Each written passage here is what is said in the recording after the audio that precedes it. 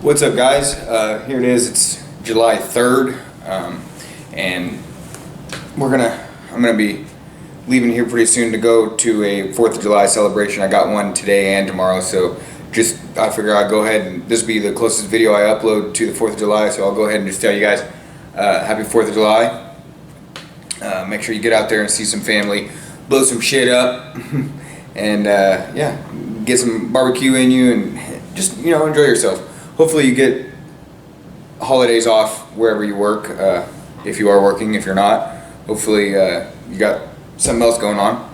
Anyways, so I want to make a video about the most important lesson I've learned. I just recently learned, I'm not going to say I just recently learned this, but it really sank in here recently. And this is the most important thing that I think I've learned from all the classes I've taken. I'm at 64 hours this year. You guys know my goal is 100 hours for this year. So if I'm taking 16-hour classes, I only need to take 2 more classes. So I should be able to get that pretty easily. It's only July now, and I'm over halfway to 100 hours. But I learned the most important lesson of all of this training I've done and all these classes. I learned the most important lesson just at this previous one a couple weeks ago out at Tactical Response. I took Active Shooter. If you follow the class or follow the channel, you'll know that. So I want to tell you guys what that lesson was. But before I do that, I want to give you a little bit of a story. And just so you know, this is a little bit of a spoiler. So if you don't want any spoilers from the Active Shooter class, then just stop watching right now, because I'm gonna replay one of the scenarios to the best of my memory that we went through during the class. So if you want to take the class and you want it to be a surprise while you're in the class, which that's part of the class, so I would completely understand if that's what you wanted.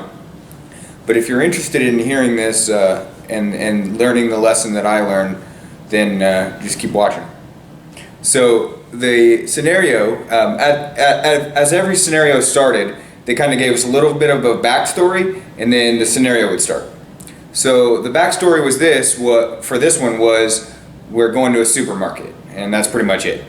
So the way it starts out is you hear, what I later learned was fireworks, but you don't know what it is. It's essentially, it's just the fireworks are all tied together. You light the one fuse and they all pop, pop, pop, pop, pop, pop. So that goes off, and then you go into a dark room. So there's smoke, and it's dark, and automatically your nerves are shot because you don't know what's going on in this dark ass room. So you go in, and there's a strobe light going off. They had a big old school TV, one of the big old tube TVs. They had one of those going, and it was just on the white static where there's no channel, So it had the real loud white noise, and the white noise, that's what I heard. That's all I heard, really, through this whole scenario. I just heard that. So that really stood out to me because of the effects of adrenaline. I didn't really hear anything other than that. It's dark, but there is a strobe light going in one part of the area where the scenario is going on, and then there's that TV. So there was light in some places, but not much light, and then in other places you couldn't see your hand in front of you. So that's just added. You got to use your light and all of that, your flashlight and all of that. So it's just adding to the stress. So I walk in, and there's a guy with a rifle standing out in front of me. And remember, we're training with simunition rounds, which is a wax. It's a real bullet, but it's made out of wax and paint instead of lead. So it has the same amount of gunpowder, and it stings pretty good when you get shot, but it's not too bad. And when you're in the fight, you've been shot, but it doesn't hurt at all. So I walk in, and there's a guy with a rifle, and he's shooting at me, right? So me and him, we start exchanging fire, and we're shooting at each other, and then I get shot in the side. So instantly I know there's another guy, another shooter, obviously. So when I got shot in the side, I was already semi walking towards the guy with the rifle that we were shooting out. But whenever I got shot in the side, now, and I don't actually remember this part, this specific little incident. This is coming from standing on second because he was role playing, so he got to see a good, you know, he got a good vantage point of me doing my whole thing. Anyways, so when I get shot in the side, now my walking pace speeds up. So I start taking off, shooting. As soon as I sped up, bam, I got my first innocent casualty. And I didn't know it at the time, but apparently there was a civilian standing shoulder to shoulder with the guy that I was exchanging gunfire. And as soon as I started walking faster, apparently I shot the innocent. And I had already shot the civilian the terrorist, the active shooter at this time. So I actually dropped the active shooter relatively quickly, but I killed a civilian, innocent civilian. So that's not good. So then my mind kind of goes blank at what happened right now, and that's from the effect of the adrenaline. You know, I don't remember a whole lot, to be honest with you. I know that's kind of crazy because it wasn't even a real gunfight, but I just don't. It's crazy. That's it's one of those things you just don't remember every detail. I know that I shot the guy. I don't remember shooting the civilian, but apparently I did shoot the civilian. A really good guy, actually. He was in my class out at Valor Ridge at the rifle class. Mike, if you're watching this, what's up, man? Anyways, so shot the terrorist, shot the civilian, and then I started exchanging gunfire with the second gunman who had shot me in the side, and I dropped him too. So I actually killed the two active shooters pretty quickly after entering the room. Little did I know that those were the only shooters. And at this point now, I am in full panic mode because I've been shot and I've been in a gunfight. And I held my cool pretty well. I feel like I held my cool pretty well throughout the other scenarios, but in this one, it really, all the darkness, all of the sounds of the static noise from the TV, that's really all I remember. It's just that shit was loud as hell. So I'm going through here and I'm trying to use my flashlight and look to see if there's any more bad guys. And I come around this corner, I'm going down this hallway and I see a body in a doorway. So I shine my light over there to identify if it's a bad guy or not. Turned out it was a good guy. It was standing on second. So I'm trying to get through that door to go clear the room behind him. And I don't remember exactly what I said, but I said something like, get out of the way, or get on the ground or something like that. So I'm telling him to get out of the way. Well, whenever I start talking to him, he comes up to me in a panic. I don't remember what he was saying, but he was saying something like, are you the police? Something like that. I don't remember exactly what he was saying. Again, memory loss from the adrenaline.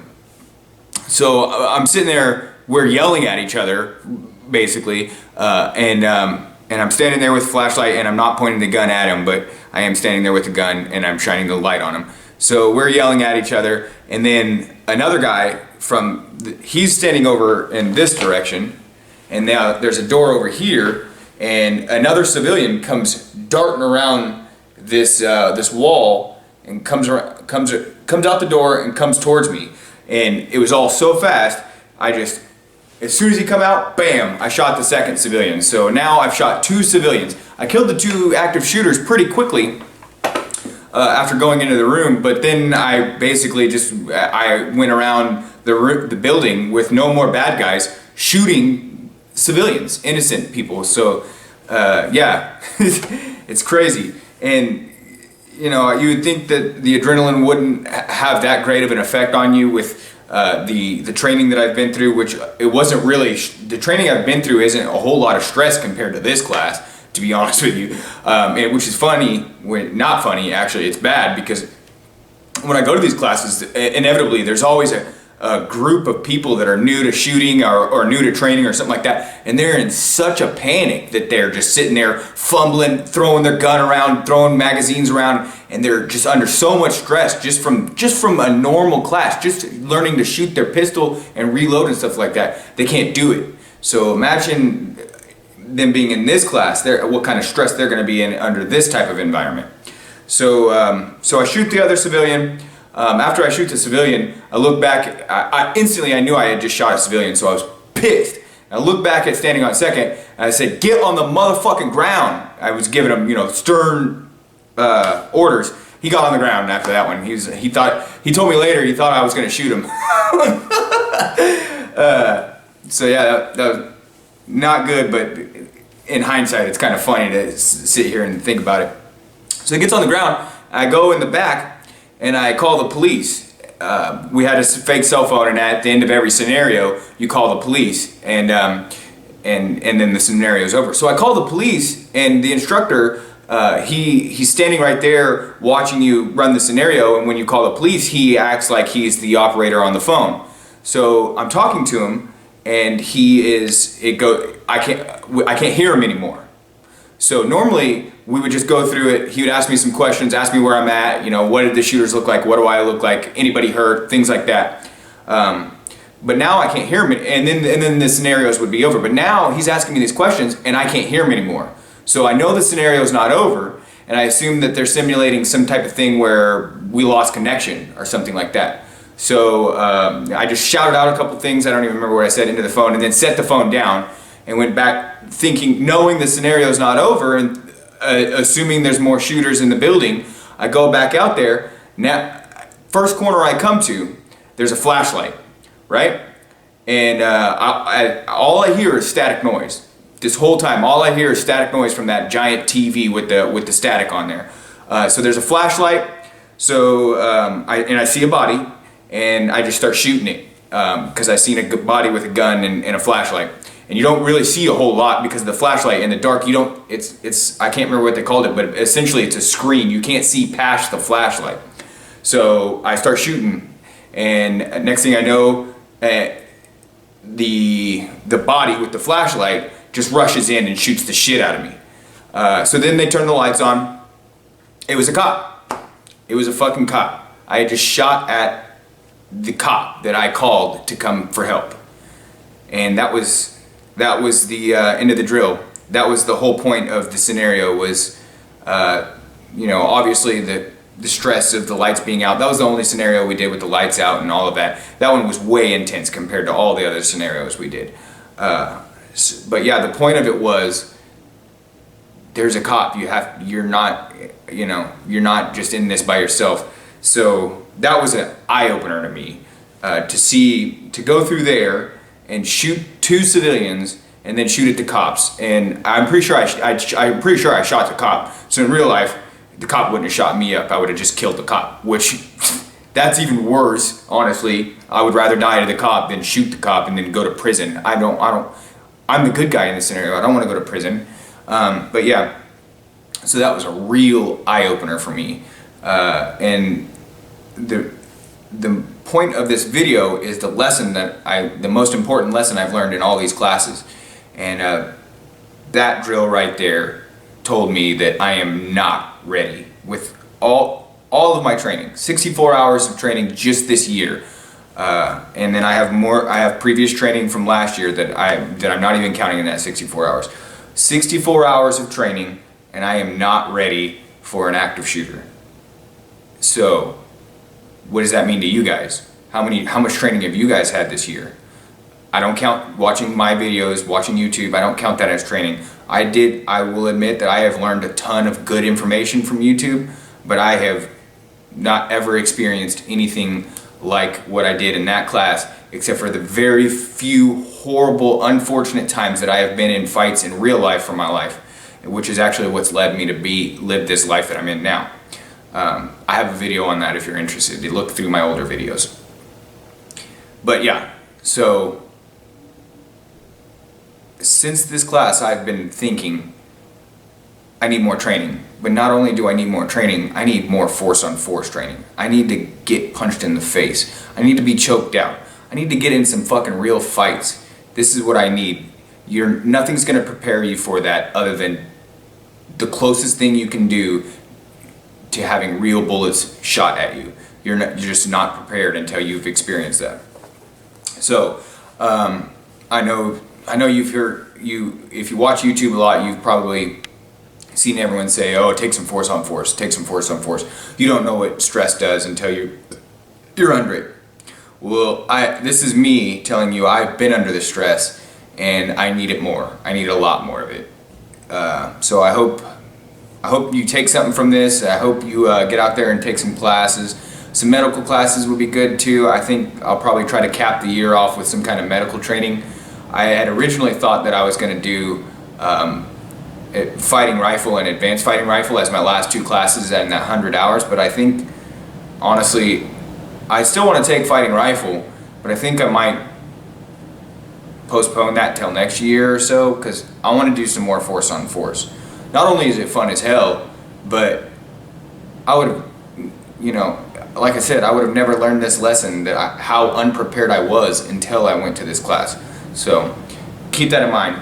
Thanks for watching, guys. Kind of a serious video here, but I hope it sinks in for you guys. Thanks for watching. Don't forget to check out Standing on Second's channel. He's got some video reviews on this class that we just took together. We're going to try to meet up again for some more training later on down this year. So I'm probably going to end up blowing my 100 hours out of the water, because there's still so much training I want to do, and I don't want to wait till next year to start doing it. So as long as money and time away from work allows me, I'm going to try to do as much force on force training as I can. Don't forget to check out me and Standing on Second on other social medias. I've got Facebook and Instagram. He's got Facebook, Instagram, Twitter, all that stuff. I don't know everything he has. Also, check out babtactical.com. I'm going to be doing an update to that real soon. Not really anything big, but I'm going to put some more blog posts on there. There's some good ones already. Actually, I put a George Orwell essay on there. So if you're interested, if you like George Orwell, he wrote a couple good books and a lot of good essays and everything like that. I can't think of the names right now, and I know someone's going to call me an idiot because they're really famous. But anyway, thanks for watching, guys.